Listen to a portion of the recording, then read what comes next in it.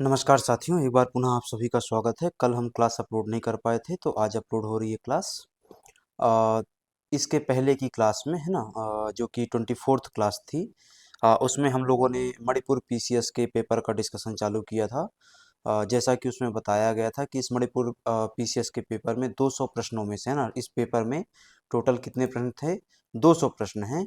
इन 200 प्रश्नों में से हमारे काम के कितने हैं? 150, है ना। हमारे काम के कितने? 150 हैं, क्योंकि जो बाकी 50 प्रश्न हैं, प्रश्न क्रमांक 151 से लेकर के 200 तक, वह जनरल नॉलेज से हैं, उनके स्टेट के जनरल नॉलेज से हैं, वो हमारे काम के नहीं है, वो हमारे सिलेबस का हिस्सा नहीं है। ठीक है।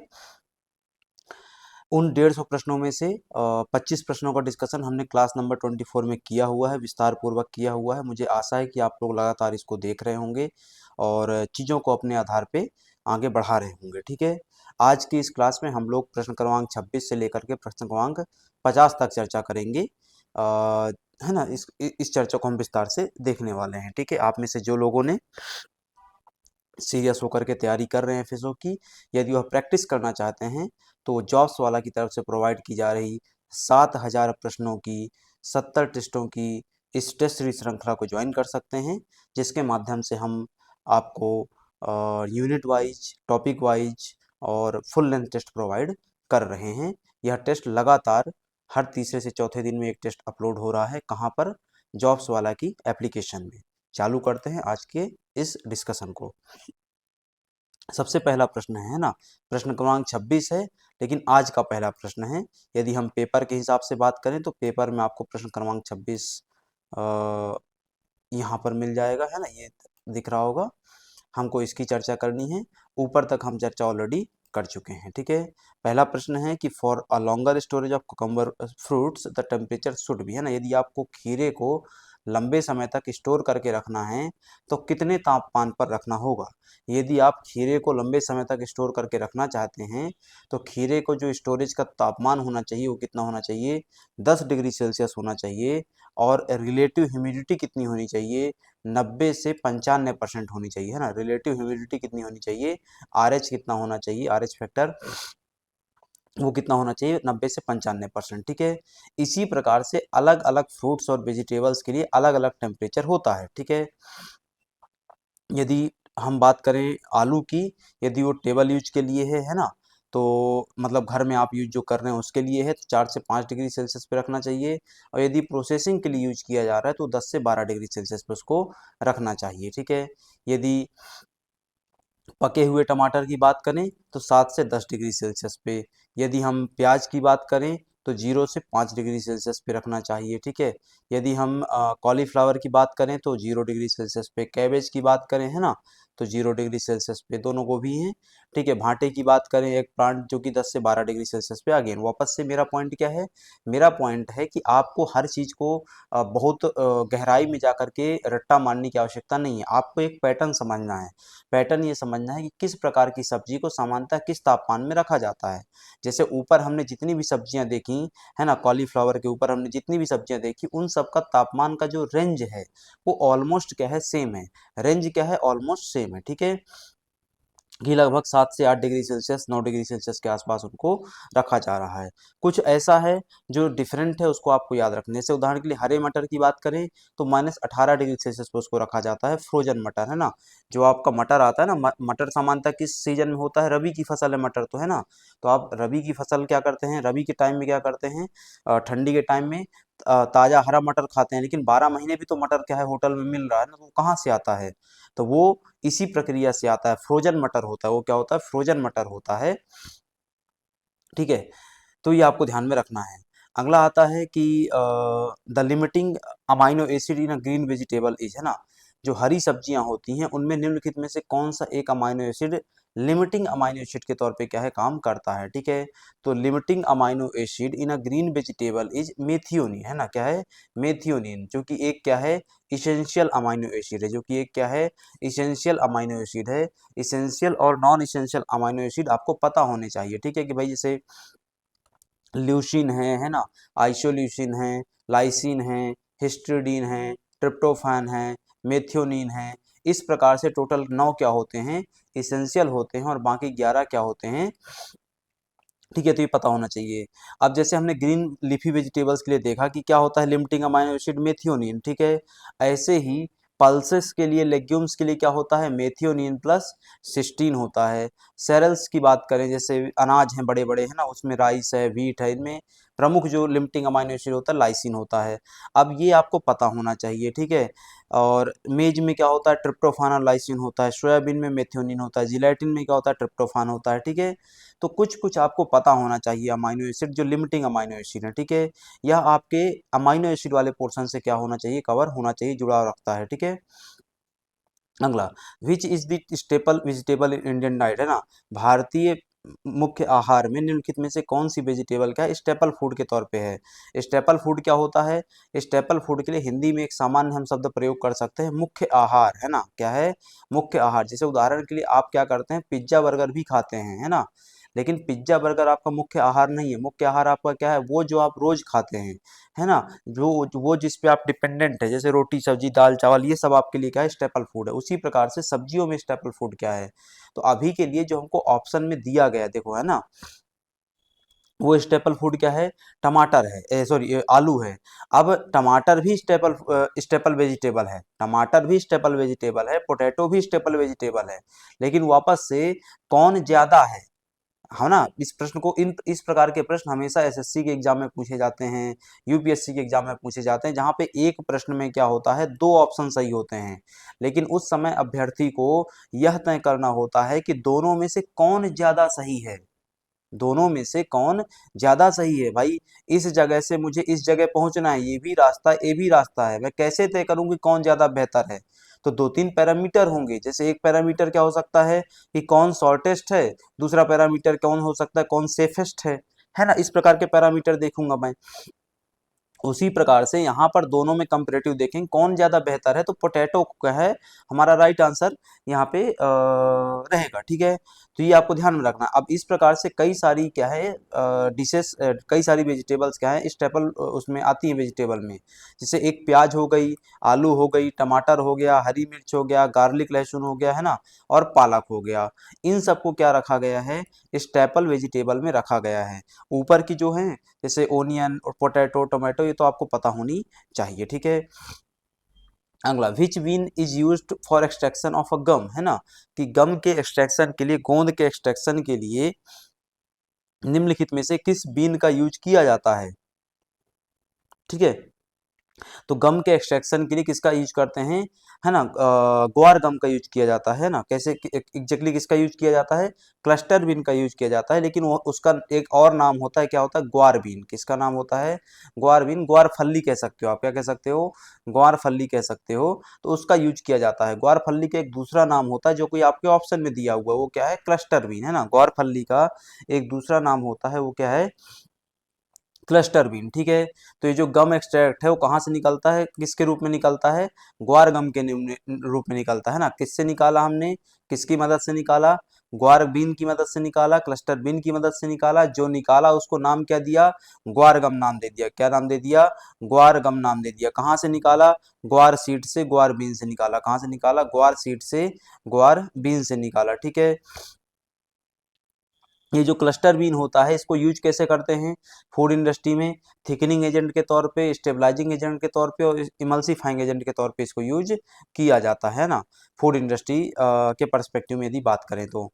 अब कई सारे इस प्रकार के गम होते हैं जो आपको क्या है पता होने चाहिए। मतलब आपके जीवन का जो एक गम है, हम उसकी अभी बात नहीं कर रहे हैं, वो आपके जीवन का आपका अपना गम है ना, लेकिन यहाँ पे हम गोंद की बात कर रहे हैं। इस गोंद की मदद से आप अपने गम को जोड़ सकते हैं, जिससे ग्वार गम है ना, जिसको क्लस्टर गम भी कहते हैं, जो कि हमारा आंसर था। इसके अलावा गम अरेबिक भी होता है ना, जो कि बबूल से निकलता है, बबूल गोंद एकैसिया सेनेगल से आता है। गम कराया होता है ना, कराया गोंद। इसके अलावा गम ट्रैगाकैंथ है जो कि एस्ट्रागैलस स्पीसीज से आता है। इसके अलावा साइलियम हस्क होता है जो कि प्लेंटागो ओवाटा से आता है, इसबगोल से आता है। और एक रोजिन होता है पाइन गम, जो कि पाइनस स्पीसीज से क्या है एक्सट्रैक्ट किया जाता है, ठीक है।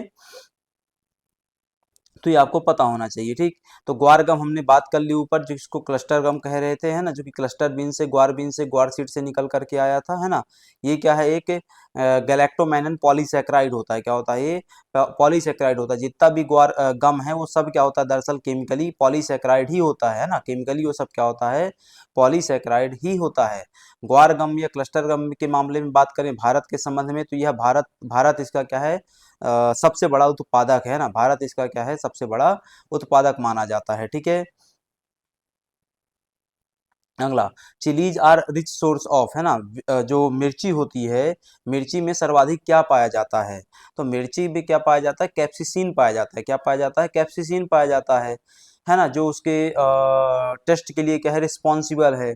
लेकिन इधर पे तो कैप्सिसिन ऑप्शन में नहीं है, तो राइट आंसर क्या है ना, विटामिन ए और विटामिन सी। विटामिन ए और विटामिन सी, विटामिन ए किसके रूप में पाया जाता है, प्रिकर्सर के रूप में पाया जाता है। उसके प्रिकर्सर का नाम क्या होता है, बीटा कैरोटीन, है ना। इसको आप क्या कह सकते हैं, प्रिकर्सर को प्रोविटामिन भी कह सकते हैं, है ना, प्रोविटामिन भी कह सकते हैं, पहले भी ये पढ़ाया हुआ है। ठीक है, तो ये रेड चिली से मिलता है, जो कि है ना, ये आपको पता है। दूसरा, इसके अलावा the red colour in chillies partly due to the carotenoids, कौन सा, कैप्सांथिन और कैप्सोरूबिन। ठीक है, अब जो मिर्ची होती है वो लाल कलर की किसके कारण होती है, कुछ कैरोटेनॉइड कंपाउंड होते हैं, कैरोटेनॉइड्स कंपाउंड होते हैं। जैसे उदाहरण के लिए पूछें कि टमाटर का लाल रंग किसके कारण होता है, तो कैरोटेनॉइड के कारण ही होता है। लेकिन कौन सा कैरोटेनॉइड, लाइकोपीन, किसके कारण होता है, लाइकोपीन के कारण। ऐसे ही मिर्ची का लाल रंग किसके कारण होता है, कैप्साथिन के कारण होता है, और किसके कारण होता है, कैप्सोरूबिन के कारण होता है। ठीक है, विटामिन सी इसमें पाया जाता है, जो कि एक एक्सीलेंट एंटीऑक्सीडेंट है, इम्यूनिटी बूस्टर है, आयरन एब्जॉर्बर है। ठीक है, तो वो आपको ध्यान में रखना है। इसके अलावा इसमें क्या पाया जाता है, कैप्साइसिन पाया जाता है, जो कि उसको क्या देता है, तीखा टेस्ट देता है। क्या देता है, पंजेंट, और क्या है, टेस्ट प्रोवाइड करता है। किसको, मिर्ची। मिर्ची तीखी क्यों होती है, कैप्साइसिन के कारण होती है। मिर्ची लाल क्यों होती है, कैप्सेंथिन के कारण होती है, कैप्सरूबिन के कारण होती है। ठीक है, अब मिर्ची एंटीऑक्सीडेंट क्यों होती है, विटामिन सी के कारण होती है। Vegetables are subject to drying after, है ना, जो सब्जियां होती हैं वह ड्राई की जानी चाहिए, लेकिन किस एक प्रक्रिया के बाद, है ना। तो पहले जब वेजिटेबल्स आपके घर में आएंगी तो उनको क्या किया जाना चाहिए, ब्लांचिंग की जानी चाहिए। क्या की जानी चाहिए, ब्लांचिंग की जानी चाहिए। उसके बाद उनको क्या करना चाहिए, ड्राइंग के लिए रखना चाहिए। ठीक है, देखो ब्लांचिंग तो सामान्य प्रक्रिया के तौर पे यदि हम बात करें तो क्या होता है कि गर्म पानी में क्या करना, सब्जियों को धोना। ब्लांचिंग क्या है, ब्रीफ एक्सपोजर, थोड़े समय के लिए, टू बॉइलिंग वाटर और steam for a short time, usually 1 to 5 minute, followed by rapid cooling. ठीक है, तो क्या करना, गर्म पानी में या गर्म भाप में क्या करना, सब्जियों को धोना, और उसके बाद कितने समय के लिए, शॉर्ट पीरियड के लिए, 1 से 5 मिनट के लिए, बाद में उसके बाद क्या करना, उनका रैपिड कूलिंग में रख देना। ठीक है, इसको हम क्या बोलते हैं, ब्लांचिंग बोलते हैं। और इसके बाद क्या करना, उनको ड्राइंग फेज में लेकर के जाना। ठीक है, तो ब्लांचिंग वो स्टेप है जो ड्राइंग के पहले की जाती है। ये आपके घरों में भी होता है, बशर्ते कि अंतर ये है कि हमारी और आपकी माँ लोग जो करती हैं वो गर्म पानी में ना करके ठंडे पानी में कर रही होती है ना, और उसके बाद उसको ड्राई करने के लिए रख देती हैं। ठीक है, तो ये आपको पता होना चाहिए। ठीक है, तो ये ब्लांचिंग क्यों की जाती है, वापस से इसके करने का कारण क्या है, तो to inactivates enzymes that cause spoilage, like polyphenol oxidase हो गया, परऑक्सीडेज हो गया, ये पढ़ाया हुआ है ना। पॉलीफिनॉल ऑक्सीडेज और परऑक्सीडेज पढ़ाया हुआ है। ये कहाँ पढ़ाया था, जब बताया था कि जो एप्पल है यदि आप काट के रख देते हैं उसको, तो वो क्या बन जाता है, ब्राउन हो जाता है। क्या हो जाता है, ब्राउनिंग हो जाती है उसमें, है ना। तो जो एप्पल की ब्राउनिंग हो रही थी, इसको हम क्या बोलते हैं, एंजाइमेटिक ब्राउनिंग बोलते हैं, क्योंकि एंजाइम की वजह से हो रही थी। कौन सा एंजाइम, पॉलीफिनॉल ऑक्सीडेज या फिर परऑक्सीडेज के कारण हो रही थी। ठीक है, पढ़ाया हुआ है, वापस डेली क्लास देखा करिए। ठीक है, इसके अलावा कलर, फ्लेवर, टेक्सचर को प्रिजर्व करने के लिए, न्यूट्रिएंट्स को प्रिजर्व करने के लिए ब्लांचिंग की जानी चाहिए। ठीक है, common vegetables blanched before drawing, है ना, कि ऐसी कौन कौन सी सब्जियां हैं जो ड्राइंग के पहले ब्लांच की जाती हैं। जैसे गाजर है, बीन्स है, कॉलीफ्लावर है, स्पिनाच है ना, पालक एग्जैक्टली।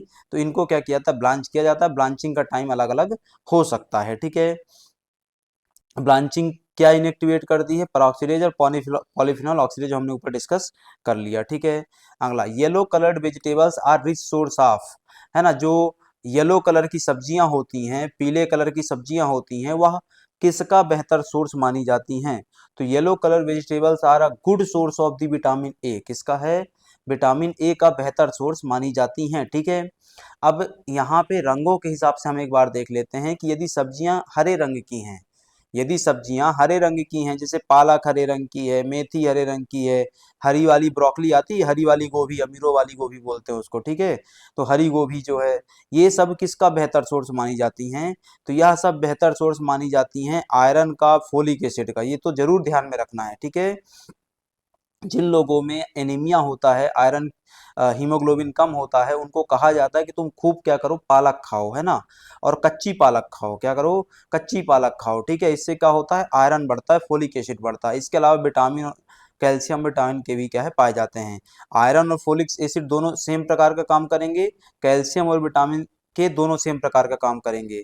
यह कहाँ क्लॉटिंग वगैरह में रोल प्ले करेंगे, और यह कहाँ एनीमिया वगैरह में रोल प्ले करेंगे। ठीक है, तो ये ग्रीन वेजिटेबल्स हो गई, किसका सोर्स है हमने देखा। येलो ऑरेंज की बात करें, है ना, तो इनमें प्राइमरली क्या पाया जाता है, बीटा कैरोटीन पाया जाता है। जैसे क्या हो गया, गाजर हो गई, गाजर अच्छा सोर्स माना जाता है किसका, विटामिन ए का। जिसको किसी को रतौंधी हो जाती है तो बोला जाता है तू गाजर खाया कर, कद्दू खाया कर, है ना, शकरकंद खाया कर, तो इससे गाजर क्या मिलता है, विटामिन ए और विटामिन सी मिलता है। जो लाल वाले फल वो होते हैं, सब्जियां होती हैं, जैसे टमाटर है ना, हर लाल मिर्च है, चुकंदर है, इनमें क्या पाया जाता है, इनमें लाइकोपिन पाया जाता है, विटामिन सी पाया जाता है। ठीक है, लाइकोपिन और विटामिन सी। पर्पल की बात करें तो इनमें एंथासाइनिन्स पाया जाता है। जैसे पर्पल में क्या आता है, भांटा आता है, इसको एग प्लांट बोलते हैं ना। इसके अलावा पर्पल कैबेज हो गई। व्हाइट की बात करें, जैसे पोटेशियम और एलिसिनिन मिलता है, जो कि एंटी माइक्रोबियल एजेंट होता है। व्हाइट में क्या आता है, गार्लिक आता है, ओनियन आता है, कॉलीफ्लावर आता है। ठीक है, तो ये आपको पता होना चाहिए। अब आता है कुछ यहाँ पे स्टोरेज रिलेटेड फैक्ट्स दिए हुए हैं, इनको हमने ऊपर चूंकि डिस्कस किया हुआ है, तो अभी हम इसको क्या करेंगे, स्किप करेंगे। ठीक है, ये मैलेइक हाइड्रोजाइड के बारे में कल पिछली क्लास में पढ़ाया हुआ था, तो चाहो तो ध्यान में रखा करो चीज़ों को। ठीक है, कि ओनियन जो है उसका स्प्राउटिंग कैसे कंट्रोल करते हैं, मतलब जो प्याज है उसको वो ना होने पाए, अंकुरित ना होने पाए, तो क्या करना चाहिए, तो प्याज के अंकुरण को रोकने के लिए क्या यूज करते हैं, मैलेइक हाइड्रोजाइड का यूज किया जाता है। काय का यूज किया जाता है, मैलेइक हाइड्रोजाइड का। एक क्वेश्चन है मेरा सिंपल सा, कि यदि दो सब्जियां हैं, है ना, दो सब्जियां हैं, एक क्या है, काट के जैसी रख दी है, वह वैसी की वैसी है, उसमें पीलापन नहीं आ रहा, पक नहीं रही है, राइपिंग नहीं हो रही है। दूसरा काट के उसको लेके रख दिया और उसमें राइपिंग हो रही है। तो निम्नलिखित में से किस में, है ना, निम्नलिखित में से किस में इथाइलिन क्या है, इथाइलिन का कंसंट्रेशन बढ़ता हुआ मिलेगा, है ना, समय के साथ निम्नलिखित में से किस में इथाइलिन का कंसंट्रेशन बढ़ता हुआ मिलेगा, ये क्वेश्चन है। ठीक है, चलो अगला है 33rd question. Toddy from coconut is prepared by, toddy क्या होता है, यह लोकल बेवरेज है। क्या है, लोकल अल्कोहलिक बेवरेज है ना, लोकल अल्कोहलिक बेवरेज है, जो कि कैसे बनाया जाता है, फर्मेंटेशन की प्रक्रिया से बनाया जाता है। कैसे बनाया जाता है, फर्मेंटेशन की प्रक्रिया से बनाया जाता है। क्या बेसिक इंग्रेडिएंट है, कोकोनट पाम यूज करते हैं। क्या यूज करते हैं, कोकोनट पाम का यूज किया जाता है। ठीक है, नेचुरल फर्मेंटेशन इसमें करवाया जाता है। ठीक, इसको, है ना, इसको दो नामों से जाना जाता है। एक नाम जो दिया जाता है उसको पाम वाइन या कल्लू कहते हैं।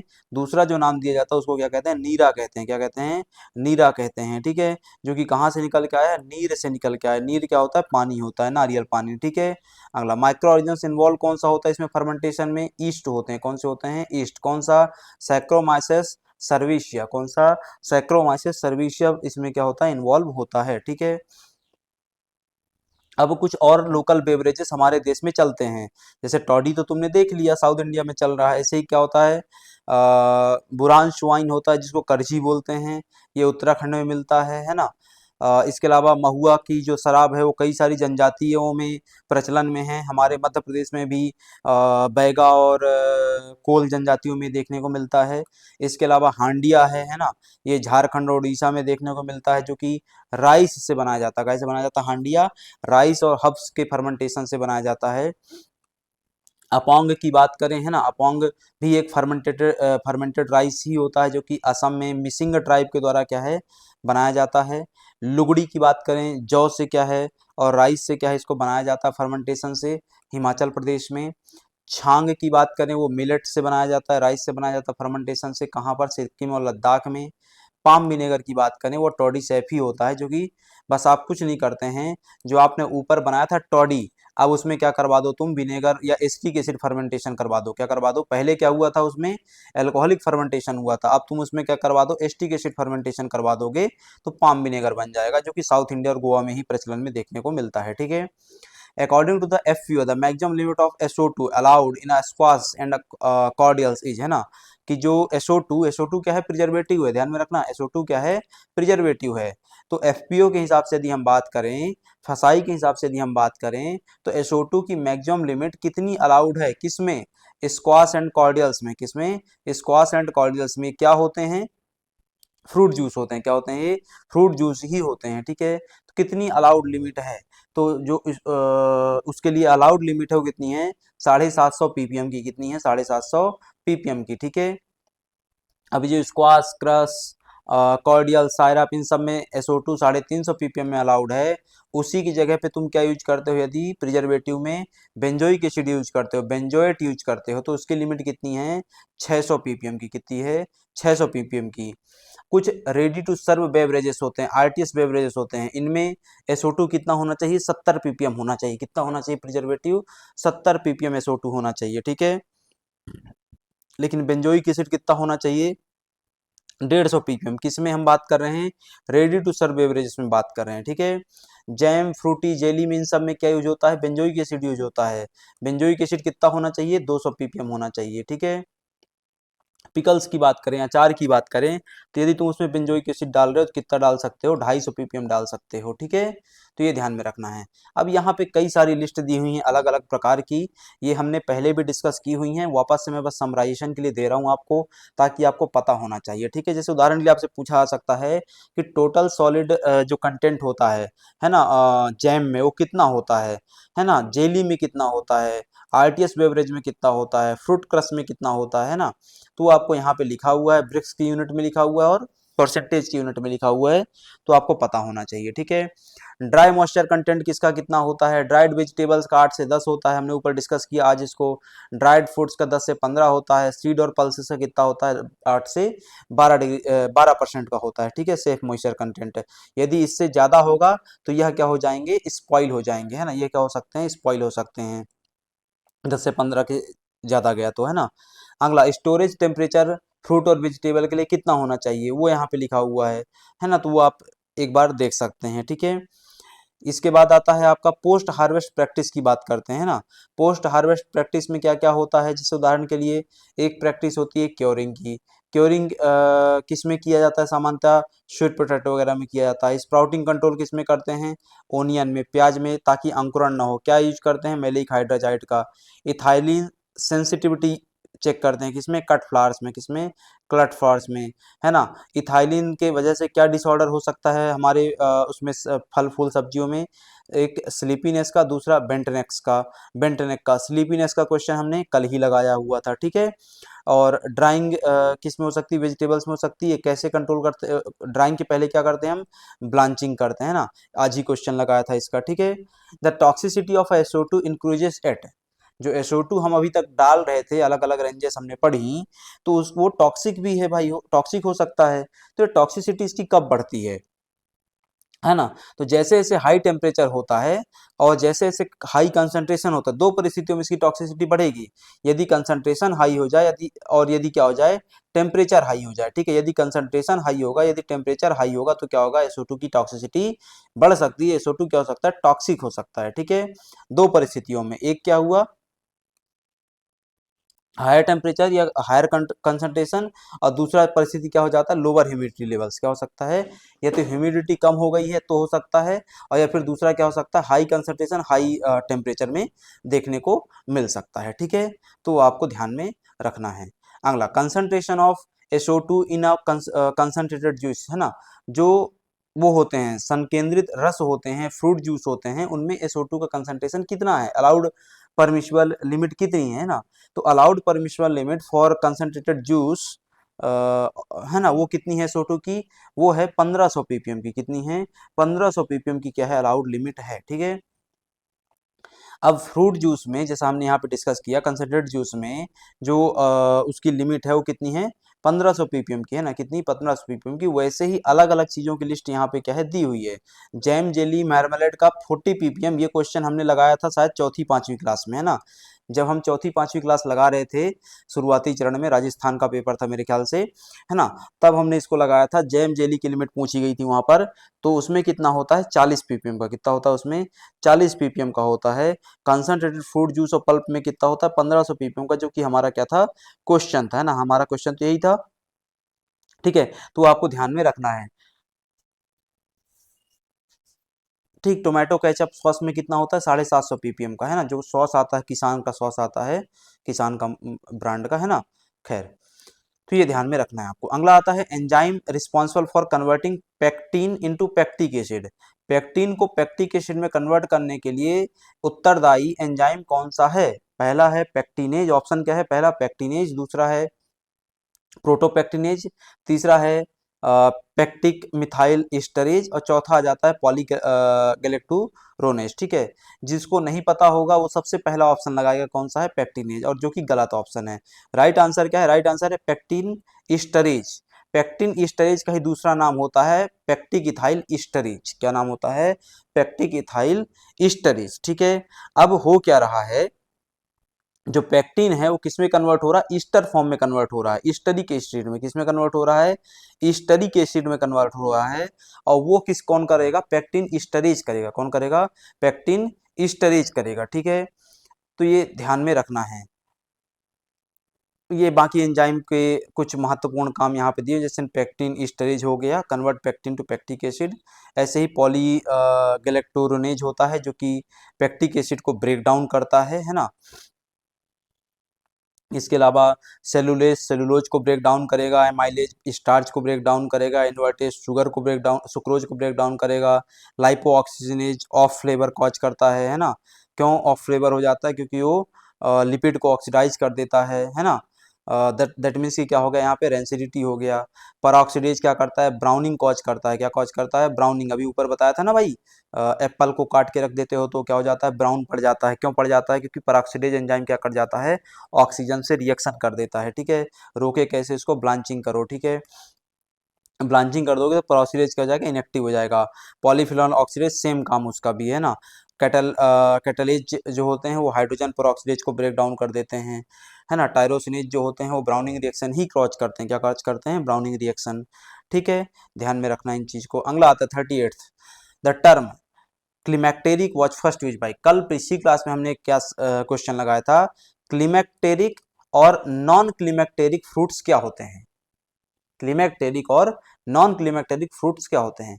अब इसी पेपर में तुम उठा करके वापस से यही क्वेश्चन पूछ रहे हो कि क्लिमैक्टेरिक टर्म किसके द्वारा दिया गया था। तो क्लिमैक्टेरिक जो टर्म है वह सबसे पहले कोट किया गया था किड एंड वेस्ट के द्वारा, कब, 27 में। हाँ, कब, 27 में। ठीक है, अब ये जो क्लिमैक्टेरिक और नॉन क्लिमैक्ट वाली चीज है, उसमें हमने जो डिस्कस किया था उसके हिसाब से बात करें तो क्लिमैक्टेरिक फ्रूट्स वह होते हैं that continue to ripen even after the harvesting, कि तुमने फल को पेड़ से तोड़ लिया है और घर में रख दिया है, लेकिन फिर भी वो क्या हो रहा है, लगातार पकता जा रहा है। दूसरा नॉन क्लाइमेक्टेरिक वो होता है कि तुमने फल को जिस अवस्था में पेड़ से तोड़ा वह हमेशा उसी अवस्था में बना रहेगा। हरा तोड़ा था तो हरा बना रहेगा, पीला तोड़ा था तो पीला बना रहेगा, लेकिन यहाँ पे यदि हरा तोड़ा था तो पीला बन जाएगा, पक जाएगा। ठीक है, यह किन में होता है, क्लिमैक्टेरिक फ्रूट्स कौन कौन से होते हैं, banana, mango, apple, papaya, tomato, avocado. भाई तुम क्या करो, सिंपल सा कि आम तोड़ करके लाओ, घर में रख दो, कच्चा आम 15 दिन बाद, 10 दिन बाद वो क्या हो जाएगा, पक जाएगा। गांवों में आम को इसी प्रक्रिया से पकाया जाता था। कैसे पकाते थे, आम तोड़वाते थे पेड़ से और उनको भूसे में क्या कर देते थे, दबा करके रख देते थे। इसको हमारे यहाँ क्षेत्र में बोलते हैं भारना। क्या बोलते हैं, आम को क्या करना, भारना। ठीक है, आम भार दिया। अब आम काहे के लिए भारा गया है, पकने के लिए भारा गया है। ठीक है, तो ये हो क्या हो रहा है, क्लाइमेक्टेरिक है, वो क्या हो रहा है, लगातार बदलते हुए समय के साथ, बढ़ते हुए समय के साथ पकता चला जाएगा। सेम बनाना, एप्पल, पपाया, टोमेटो और एवोकाडो के साथ देखने को मिलता है। और जो ऐसा ना करे उसको नॉन क्लाइमेक्टेरिक बोलते हैं, जैसे सिट्रस फ्रूट्स हो गया, ग्रेप्स हो गया, स्ट्रॉबेरी हो गया, वाटरमेलन हो गया, पाइनएप्पल हो गया, ठीक है, ये सब वहाँ पे नहीं पकते हैं इस प्रकार से, ठीक है। अब कौन क्या हुआ है ना, जैसे उदाहरण के लिए अब यहाँ के हिसाब से बात करें, जैसे यहाँ पे एक शब्द लिखा शार्प राइजिंग इथाइलिन प्रोडक्ट्स है, इसका मतलब क्या है कि कोई फूड प्रोडक्ट यदि पक रहा है, इसका मतलब कि उसमें इथाइलिन का कंसंट्रेशन बढ़ रहा है, क्योंकि इथाइलिन ही वो कंपाउंड है जो फलों के पकने के लिए उत्तरदायी होता है, ठीक है, इथाइलिन ही वो कंपाउंड है जो फलों के पकने के लिए उत्तरदायी होता है, ठीक है। अगला, oxygen requirement for Apple storage in control atmosphere is, है ना, कि एप्पल के को स्टोर करने के लिए ऑक्सीजन कितनी रिक्वायर होती है। तो यदि आपको एप्पल को स्टोर करके रखना है कंट्रोल एटमॉस्फेयर में, तो उस कंट्रोल्ड एटमॉस्फेयर में ऑक्सीजन कितनी होनी चाहिए, 2% होनी चाहिए। कितनी होनी चाहिए, 2% होनी चाहिए। जो रेंज होती है वो कितनी होती है उसकी, 2 से 3% की होती है, लेकिन यहाँ पे रेंज नहीं दी हुई है, तो उसको मिनिमम वाले में हम क्या करेंगे, टिक करेंगे, और उसका कितना आंसर है, 2% है। इससे क्या होता है, जो उसका रेस्पायरेशन है वो स्लो डाउन हो जाता है, और रेस्पायरेशन स्लो डाउन होगा तो जो पकने की गति है वो क्या हो जाएगी, धीरे हो जाएगी। इससे क्या होगा, स्पॉइलेज भी क्या हो गया, अपने आप प्रोलॉन्ग हो गया। स्पॉइलेज प्रोलॉन्ग होने का मतलब उसके सड़ने की जो गति थी वो क्या हो गई, धीरे हो गई, ठीक है। अब लंबा समय लगेगा सड़ने में उसको, ठीक है, मतलब फल हमारे काम का बना रहेगा, ठीक है। टेम्परेचर कितना होना चाहिए, 0 से 1 डिग्री सेल्सियस। इसी प्रकार से अलग अलग चीजों का यहाँ पे दिया हुआ है, जैसे एप्पल, पीर और बनाना, ठीक है। जैसे बनाना की बात करें तो ऑक्सीजन लेवल कितना होना चाहिए, 2 से 5% का होना चाहिए। सबका कम ही रहेगा हमेशा, ठीक है। CO2 कितना होना चाहिए, 2 से 5% वैसे, है ना। और स्टोरेज टेम्परेचर कितना होना चाहिए, 13 से 14 डिग्री सेल्सियस में, ठीक है।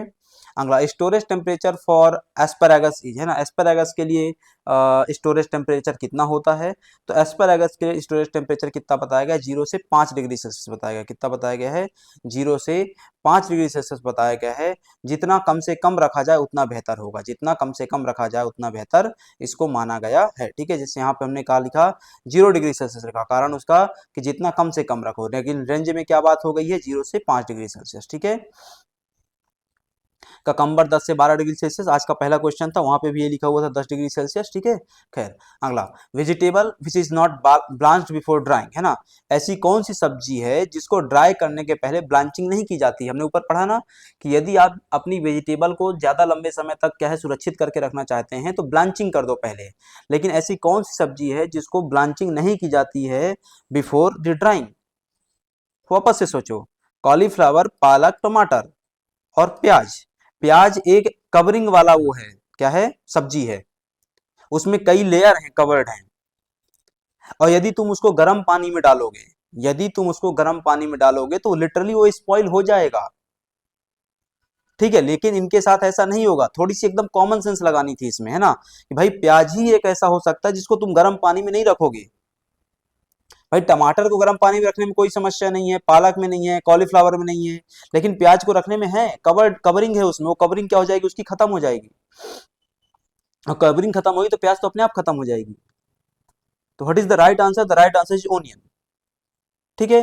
ब्लांचिंग क्यों करते हैं, inactivation of the enzymes, preserve the colour, flavour, texture और न्यूट्रिएंट्स, और रिड्यूस माइक्रोबियल लोड, स्पॉइलेज को खत्म करने के लिए।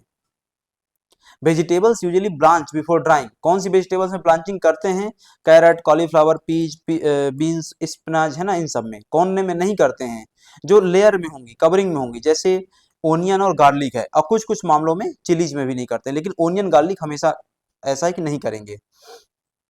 42वां, मॉइस्चर कंटेंट ड्राइड वेजिटेबल, जो सूखी हुई सब्जियां होती हैं उनमें मॉइस्चर कंटेंट कितना होना चाहिए, अलाउड लिमिट कितनी है।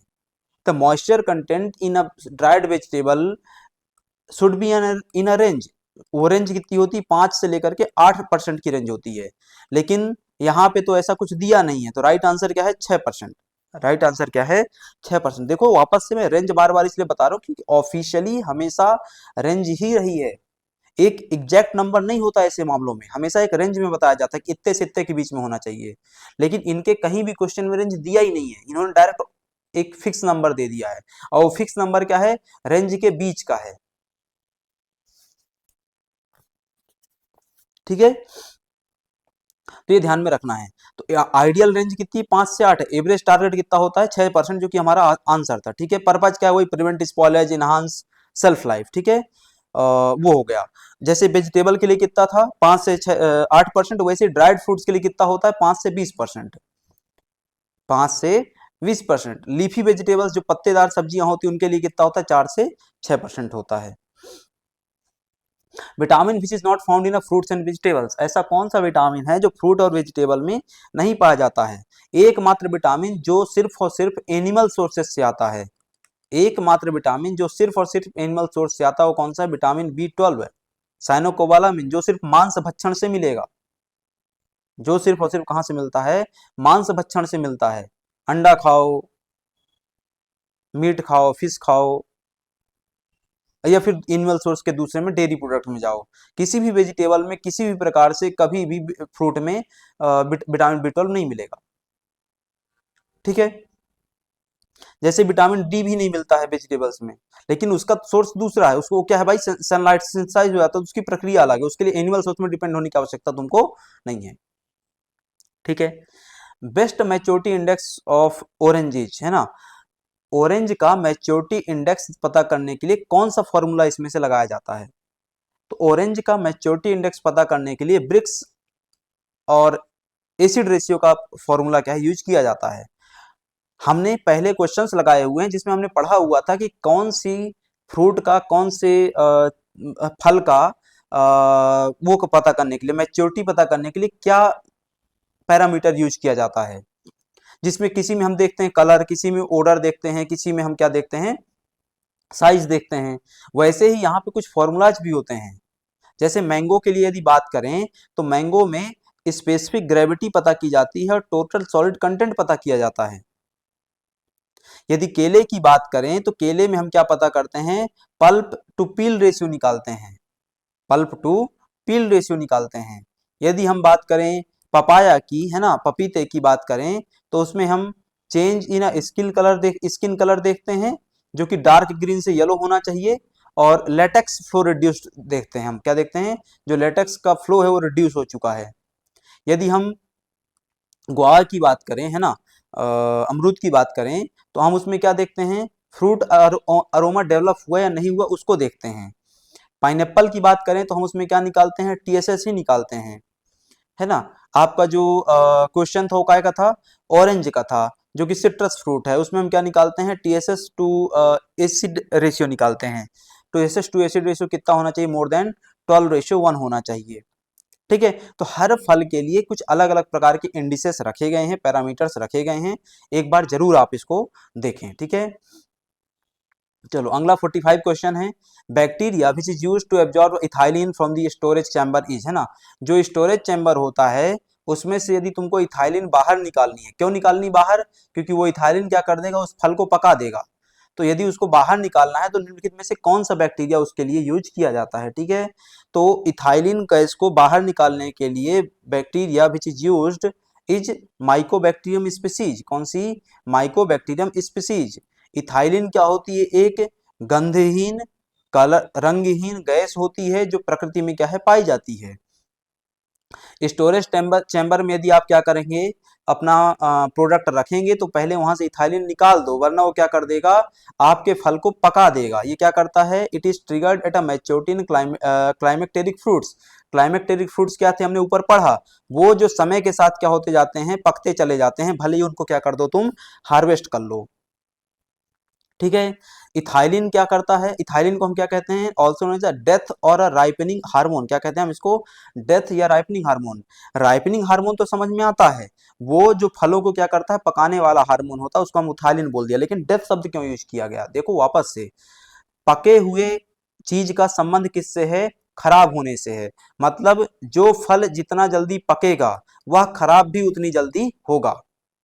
तो यदि इथाइलिन किसी फल को पकाता है, इसका मतलब कि वो क्या कर रहा है, उसको खराब कर रहा है समय के साथ। तो आप क्या करिए, इथाइलिन की मात्रा कम कर दीजिए, ताकि पकने की गति कम हो जाए, ताकि खराब होने की गति कम हो जाए, ताकि मरने की गति कम हो जाए। खराब होना मतलब मरना ना, फल के संबंध में तो।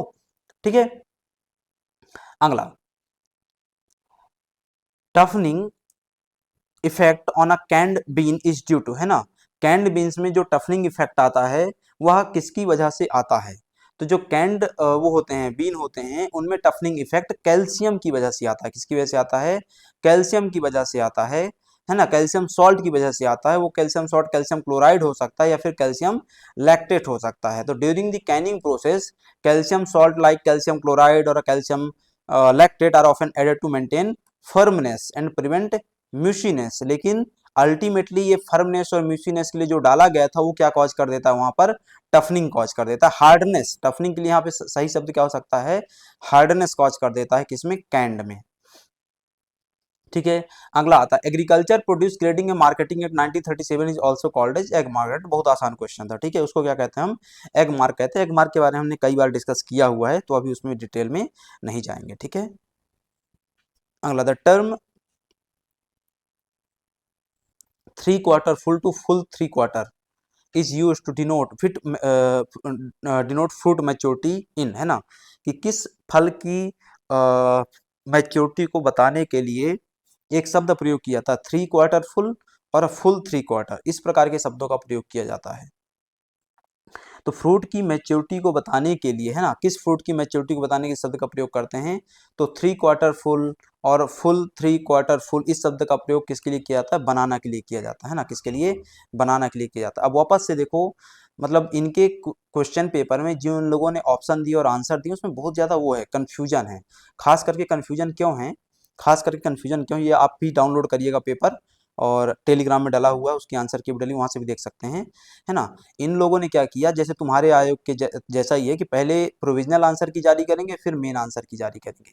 इनके प्रोविजनल आंसर की में जो आंसर हैं वो ऑलमोस्ट सही हैं, उसके बावजूद भी लगभग 20 प्रश्नों के आंसर मेन आंसर की में बदले गए, और वो उनमें से लगभग कई सारे क्या है, 7-8 गलत हैं, लेकिन फिर भी इनको सही माना गया, जबकि यहाँ पे वो पहले से सही था। क्या कारण है उसके लिए भगवान मालिक है। ठीक है, जैसे यहाँ पे मैंगो और बनाना दोनों सही है। ठीक है, मैंगो और बनाना क्या है, इस मामले में दोनों सही क्या है, माना जाता है। खैर, अभी के लिए जो इन्होंने सही माना वो क्या है? बनाना सही माना, तो बनाना उसका क्या है, राइट आंसर है। इसके अलावा और इस प्रकार के शब्दों का प्रयोग किन के लिए किया जाता है वो यहाँ पे शब्द दिए हुए हैं। ठीक है, अगला, during controlled atmospheric storage composition of which of the following set of gases controlled, है ना, कंट्रोल्ड एटमॉस्फेरिक स्टोरेज के दौरान निम्नलिखित में से कौन सी गैसों के सांद्रण को नियंत्रित किया जाता है ना, कौन सी गैसों को नियंत्रण में रखा जाता है? ठीक है, तो किस गैस के सांद्रण को नियंत्रित करके रखा जाता है? वो है कार्बन मोनोऑक्साइड और ऑक्सीजन के, है ना, किसका? कार्बन मोनोऑक्साइड और ऑक्सीजन के सांद्रण को क्या है, नियंत्रित करके रखा जाता है। ठीक है, अगला, at which pH fruits and vegetables are divided into acidic and non acidic for thermal processing। जब आप थर्मल प्रोसेसिंग करते हैं प्रिजर्वेशन के लिए तो फ्रूट्स को क्या कर देते हैं, एसिडिक और नॉन एसिडिक में डिवाइड कर देते हैं। तो एसिडिक और नॉन एसिडिक के डिवीजन का मीडियम क्या होगा, मतलब किस कहाँ पे मानोगे कि भाई तुम 4.5 से ज्यादा हो तुम इधर जाओगे, तुम इधर जाओगे, या फिर 6.5 से ज्यादा तुम इधर जाओगे, तो वो टेम्परेचर क्या है? तो वो टेम्परेचर क्या है, 4.5 है ना, 4.5 ही है। ठीक है, तो 4.5 से कम वाले इधर जाएं, ज्यादा वाले इधर जाएं, इस तरीके से उसको डिवाइड करके बाद में क्या किया जाता है, थर्मल प्रोसेसिंग से उसको गुजारा जाता है। ठीक है, तो ये क्यों किया जाता है? ताकि अलग अलग प्रकार के जो बैक्टीरिया रहते हैं वो अलग अलग प्रकार के हीट टेम्परेचर में काम करते हैं, है ना, कुछ थर्मोफिलिक होते हैं, थर्मोड्यूरिक होते हैं, तो उनको अलग तरीके से ट्रीट किया जाएगा, और कुछ साइक्रोट्रॉपिक होते हैं उनको अलग तरीके से ट्रीट किया जाएगा। इसलिए सेपरेशन किया जाता है बैक्टीरियाज को और ईस्ट को ध्यान में रखते हुए। ठीक है, तो ये आपको ध्यान में रखना, यही पूरी लिस्ट यहाँ पर क्या है, दी हुई है। आज की क्लास के 25 क्वेश्चन हमने अब डिस्कस किए। अगली क्लास में प्रश्न क्रमांक 51 से लेकर के 75 तक हम चर्चा करेंगे। इस क्लास में यहाँ पे वाइंड अप करेंगे, मिलेंगे अगली क्लास में, तब तक के लिए आप सभी का धन्यवाद।